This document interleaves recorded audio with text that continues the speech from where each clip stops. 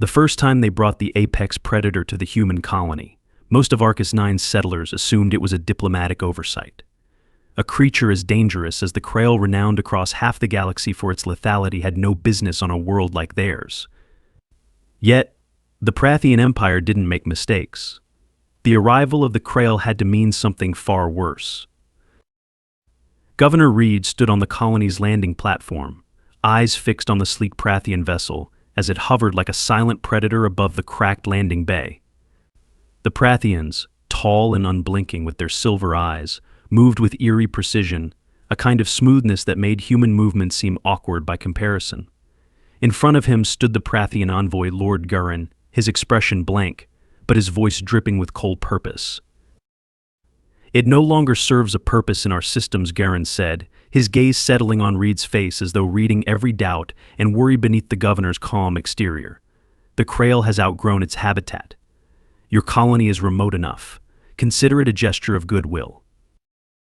Goodwill. The word burned in Reed's mind. He'd heard stories about the Krael, read the intelligence reports.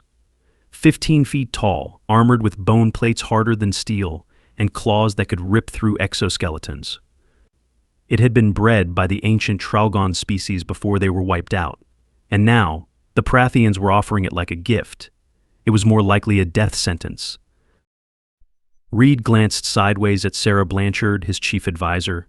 She was quiet, as always, but there was a deep furrow in her brow, and her lips pressed into a thin line of restrained anger. They both knew the implications of what this meant. "We'll take it," Reed said carefully, his voice low, as though testing the very words. "Though I must stress our colony's limitations. Arcus 9 isn't equipped." Lord Gurren cut him off with a slow, deliberate wave of his hand, like someone brushing away a trivial complaint. "You misunderstand, Governor. We have no expectations for its survival. Think of this as a final resting place. For the Krael, and perhaps a test of your colony's endurance." Reed's heart tightened, his throat constricting with the weight of what had just been said. A test. That was the truth. Then, the Prathians weren't just abandoning the creature they were watching, waiting to see how long humanity could last. Arcus 9 wasn't a peaceful colony any longer. It was an experiment. Without waiting for a response, Gurren turned and strode back toward his vessel, the rest of his delegation following him in perfect, synchronized steps. Reed watched as the ship lifted off, disappearing into the sky, leaving behind the cold hum of the stasis pod that contained their unwanted guest. The Krael arrived in a stasis pod that dwarfed the colony's cargo bays. It seemed out of place, this relic of war and violence sitting among the modest farming supplies, mining equipment, and spare parts that were Arcus 9's lifeblood. Workers stared from a distance, whispering in hushed tones as the military personnel secured the pod's enormous locks. Sarah was already there, directing a small team of engineers and biologists as they began running diagnostics on the stasis unit. She had barely spoken since the Prathians left, but Reed could feel the weight of her thoughts in the air between them. "What's on your mind?" he asked, trying to draw her out. Her eyes flicked up from the datapad she was holding, fixing him with a look that was equal parts frustration and concern. "Why here, Reed? Out of all the planets in this sector, why us?" "They needed a place to dump it," he replied, knowing how empty the words sounded even as he said them. "We're remote. Low population. No strategic importance." "Exactly," Sarah said, stepping closer and lowering her voice. "That's what bothers me. There are 1,000 dead worlds they could have used. Planets where no one lives, no one cares. Instead, they bring it here, to us." Reed let her words hang in the air, knowing she wasn't just talking about the Krael. The Prathian Empire had always treated humanity as an afterthought, fragile, insignificant. They hadn't been part of the Empire long, but it had been long enough to understand that any gesture from the Prathians came with a hidden agenda. Reed ran a hand through his graying hair, glancing at the towering stasis pod as its lights blinked softly, keeping the monster inside sedated. "So what's your theory?" Sarah's gaze darkened. "They want to see what happens when you mix a predator like that with a colony like ours. We're not soldiers, Reed. We're farmers, scientists. The Prathians want to know how long we'll last." Reed sighed, the weight of leadership settling on his shoulders like a stone slab. Then we make sure we last long enough to prove them wrong. Sarah gave him a tight nod, but Reed could see the doubt flickering in her eyes. He shared it, even if he couldn't afford to admit it aloud. The council meeting that night was tense, the room filled with worried faces as representatives from each of Arca's 9 sectors crowded into the governor's chamber. The air was heavy with the smell of sweat and fear, though no one wanted to be the first to voice it. Reed stood at the head of the long table, Sarah beside him, her arms crossed tightly as she watched the conversation unfold. The voices were already rising, anxious and heated. "We can't contain it," one of the agriculture leaders, Marcus, said. His voice was shaky, betraying his usual calm demeanor. "You've read the same reports we have. This thing is a killing machine." "We don't have the weapons," added Lydia, one of the colony's security officers. "Our defense grid was designed to handle wild animals, not." That she gestured vaguely toward the distant cargo bay. "We've survived worse than this," Reed said, raising his voice to cut through the growing noise. "We weren't given a choice, but we have to make do with what we have. We'll release it into the northern mountains, as far from the settlements as possible. Hopefully it'll keep to the wilderness." "Hopefully," Marcus shot back. "We're putting the lives of our people in the hands of hope." "We have no other option," Sarah said, her voice cold and measured. "The Prathians won't help us, and we don't have the firepower to fight it. The mountains are vast and remote. If we're lucky, it won't come near the colony." "Lucky," someone muttered from the back of the room, but no one pressed the point. "We'll monitor its movements," Reed continued, "and stay prepared for anything. But we have to stay calm. Panic won't solve anything." The room fell into a reluctant silence. No one liked the plan, but no one had a better one. As the meeting adjourned, Reed caught Sarah's eye, and they exchanged a brief, wordless glance. The real work was about to begin. The release was done at dawn, with only a small group present. Sarah insisted on overseeing it personally, though she knew it was more to settle her own mind than out of any real necessity. The stasis pod hissed as its locks disengaged, the heavy doors opening with the slow, deliberate sound of finality. The Krael stepped out. Even knowing what to expect, Sarah couldn't help but feel a cold wave of fear wash over her. The creature was enormous, a hulking mass of muscle and bone plates that shimmered under the early morning sun. Its leathery skin was an unnatural gray, marked by ridges and scars from battles long forgotten. It moved with an eerie grace for something so large, every step calculated and deliberate. Its eyes, burning, molten gold, scanned the landscape, pausing briefly on each of them before moving on. Sarah felt the weight of that gaze, as if the Krael was assessing them, determining whether they were worth its attention. It didn't roar, didn't lash out. Instead, it stretched its massive limbs and, without a sound, began to walk toward the mountains, disappearing into the wilderness. Sarah exhaled, realizing she had been holding her breath the entire time. "Well," she said quietly to Reed, who stood beside her. "It's loose. Let's see how long we last." Reed nodded, but his expression was grim. "We'll need more than luck." Weeks passed, and despite the colony's best efforts to monitor the Krael, there were no sightings. No livestock went missing, no tracks appeared near the settlements, and no unexplained deaths were reported.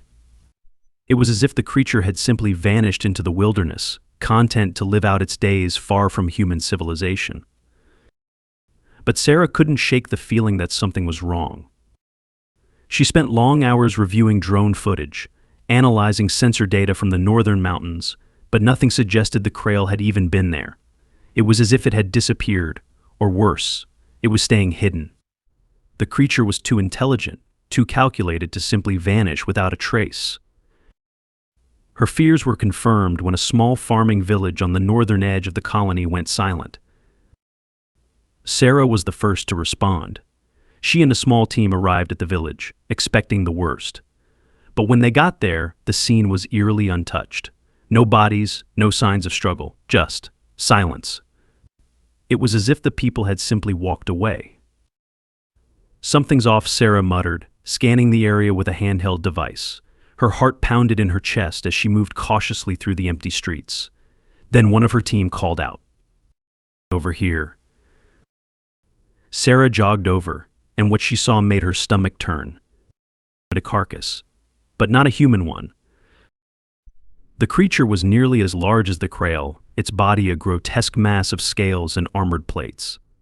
Its throat had been torn out, and deep gashes marked its body, where something had ripped through its defenses with terrifying precision. Sarah knelt beside it, her mind racing. "This isn't a random predator," she said, her voice barely above a whisper. "This thing was hunting." She stood slowly, her eyes scanning the area again, and then she saw the tracks, not human tracks. Alien, leading away from the village. The Krael wasn't just hunting. It was protecting. Sarah's pulse quickened as she traced the alien tracks with her eyes, her mind struggling to comprehend the implications. The Krael had fought this creature, killed it, but not out of hunger or territorial instinct. No, the beast had slaughtered the predator as if it were guarding the village. She scanned the ground again and noticed the tracks didn't suggest a chaotic battle. They suggested precision, control, and power. This wasn't a random confrontation. The Krael had chosen to protect the humans. "We need to move," Sarah said, snapping back into focus. Her voice carried an urgency that made her team straighten up, exchanging uneasy glances. This isn't an isolated incident. They packed up quickly, leaving the village in the same eerie silence in which they'd found it. Sarah couldn't shake the feeling that they were being watched, not by something malevolent, but by something waiting, calculating its next move. As soon as they returned to the colony, Sarah wasted no time bringing her findings to Governor Reed. "Alien creatures?" Here Reed asked, his eyes wide as he stared at the image Sarah projected onto his desk. The hologram of the alien carcass spun slowly, revealing the deep gouges left by the Krael's claws. "How long have they been here?" "No idea," Sarah replied, her voice tight. But this thing didn't stand a chance against the Krael. Whatever it wasn't just a random animal. It looked designed, engineered even. Too similar to the descriptions we've seen in Prathian records. Reed ran a hand down his face, leaning back in his chair. "You're saying the Prathians seeded this planet with more than just the Krael?" Sarah nodded, her face grim. "They didn't just dump the Krael here to die, Governor. They were testing it. US. They wanted to see how we'd handle it, how we'd survive with two apex predators. One of them made to kill us, the other made to. What? Hunt the first one? Defend us? Control us?" Reed slammed his fist onto the table. "Damn them. They treat us like we're nothing more than variables in one of their experiments." Sarah stayed silent, her mind working through the growing complexity of their situation. The Prathians had always been cold and calculating, but this was something else entirely. They weren't just observing, they were manipulating the colony's entire ecosystem. Using the Krael, and perhaps the other creatures, to test human resilience or worse, setting up some kind of trap. "And now we have a bigger problem," Sarah added, her voice quieter. "There were more tracks. Multiple creatures. That one might have been part of a pack or a hive. And they're breeding." Reed's eyes darkened. "So it's not just the Krael we have to worry about." "No," Sarah said, shaking her head. "It's them too. We're caught between two apex predators." Reed rubbed his temples, clearly battling a growing headache. "So what do? We can't fight the Krael, and we sure as hell can't take on an unknown alien species without better weapons. Our only chance is to somehow get the Krael on our side. I assume you have a plan." Sarah hesitated for a moment, then nodded. "We make contact. It's been protecting us, whether we realize it or not. If we can communicate with it, make it understand that we're part of its territory, maybe it will continue to defend the colony against the other predators." Reed stared at her like she'd suggested running headfirst into a star. "You want to talk to the Krael? Sarah, it's not a person. It's a beast." "No," Sarah corrected him, her tone hardening. "It's more than that. The Krael is a tactical creature. I've seen how it moves, how it hunts. It's not acting on instinct alone. It's thinking, planning. If there's a way to reason with it, we have to find it." Reed was quiet for a long time, weighing the options. Finally, he sighed, resigned. "Fine. But you're not going alone. We'll send a team with you, heavily armed. If this goes south, we don't take any risks." "I wouldn't expect anything less," Sarah said, her jaw set with determination. The following week was a whirlwind of preparation. Sarah and her team worked day and night studying the Krael's behavioral patterns, learning its hunting routes, tracking its movements through the mountains. The alien carcass from the village was examined thoroughly, revealing more unsettling truths. The creature had a complex internal structure, part organic and part synthetic. Embedded in its skull was a small, glowing device, a neural implant that pulsed faintly even after death. Sarah recognized the tech immediately. "Prathian," she muttered, holding the device up in her gloved hands. "This was never just a wild predator. It's controlled." Dr. Warren, the lead biologist, peered over her shoulder. "Controlled by who?" Sarah didn't have to answer. The truth was obvious. The Prathians are using them. This is their technology, their neural implant. They're manipulating these creatures, maybe even directing them. They engineered this whole ecosystem. Dr. Warren's face paled. "That means they can send more. Or worse, change them." Sarah nodded grimly. "We need to act fast." The day they planned to make contact with the Krael, the air was heavy with anticipation. Sarah stood on the outskirts of the colony with Reed and the small team they'd assembled, armed, armored, and nervous. Several drones hovered above them, each equipped with pheromone sensors and small-scale communication devices, all programmed to try and mimic the Krael's signals. "Are we sure this is going to work?" one of the soldiers asked, his voice tense. Sarah adjusted her pack and glanced toward the northern mountains, where the Krael's territory stretched vast and wild. "No," she admitted, "but it's our best shot." The team made their way into the wilderness, following the Krael's known patrol routes, carefully avoiding the nests of the alien creatures that lurked deeper in the mountains. Hours passed in tense silence, the only sound the crunch of their boots on the uneven ground and the occasional chirp of the drones. Then, suddenly, the drone's sensors lit up. Movement ahead. Sarah's heart raced as they crested a ridge, and there, in the distance, stood the Krael. Its massive form was even more imposing up close, its gray skin gleaming in the dim sunlight, its golden eyes focused and alert. It was perched on a rocky outcrop, staring directly at them, as if it had been waiting.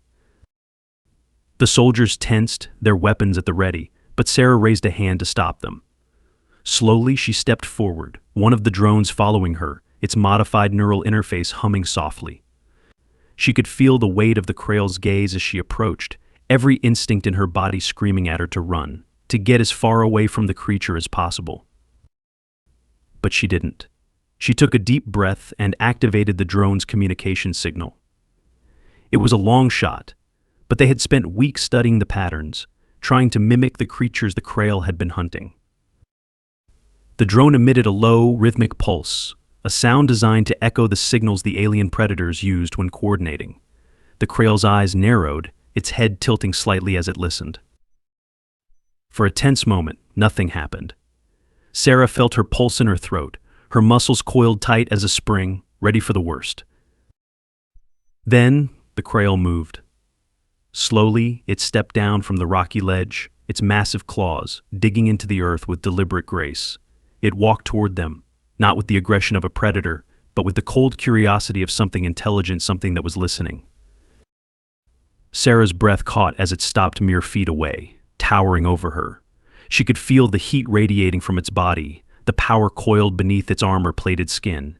Its golden eyes locked onto hers. "I think it's working," Sarah whispered. The Krael tilted its head again, as if considering. Then, with a deep, rumbling sound that vibrated through the ground beneath them, it lowered its massive head, bringing its gaze level with Sarah's. It was listening. Sarah felt a wave of something unexpected, a connection. The Krael was no mindless beast. It was something far more complex, far more intelligent. And now, it was watching her, waiting for her next move. "We're not your enemy," Sarah said softly, her voice barely more than a breath. "We're not here to hurt you." The Krael's eyes flickered, a subtle shift, but it stayed where it was, watching her with a steady, unreadable gaze. Sarah raised her hand, slowly, carefully. The drone's interface continued to hum, sending out signals, bridging the gap between them. And for the first time, Sarah felt hope. We're in this together. For the next several weeks, the bond between the colony and the Krael solidified, though it remained a delicate balance. The Krael continued its patrols, hunting the alien predators with lethal efficiency, but it never came too close to the human settlements. It was as though an unspoken agreement had been forged, an alliance based not on words, but on survival. Sarah and her team worked tirelessly to refine their communication systems, using drones and pheromone signals to guide the Krael's movements, keeping it informed of potential threats in dangerous areas. The creature responded with an eerie intelligence, altering its patterns to align with the colony's defenses. But they knew the Prathians wouldn't let this experiment end so easily.